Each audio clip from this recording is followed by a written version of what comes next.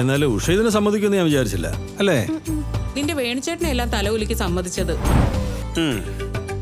അല്ലമ്മാവാ, ഞാൻ തലയാട്ടി. കാരണം എന്താ? അച്ഛനും കൂടെ സമ്മതിച്ചോണ്ടാ. അച്ഛനോ? ഇന്നത്തെ കാലത്ത് നമ്മുടെ തീരുമാനം അല്ലല്ലോ വലുത്. അതല്ല അച്ഛാ, പാരമ്പര്യമായിട്ട് കിട്ടിയ സ്വർണം വിൽക്കണോ? അല്ലച്ചാ, നമ്മുടെ ആ പഴയ സ്വർണത്തിന്റെ പ്രൗഢി ഇതിന് കിട്ടുമോ? മുത്തശ്ശ,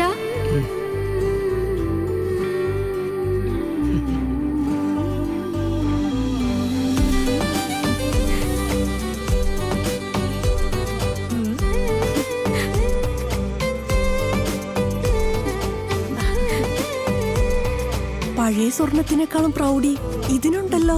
അതെ, പഴയ സ്വർണത്തിന് ഇന്നത്തെ വില എന്താണോ അതാണ് ഇവരുടെ റേറ്റും. No reduction. അതിന് ഗോൾഡോ ഡയമണ്ടോ എടുക്കാം.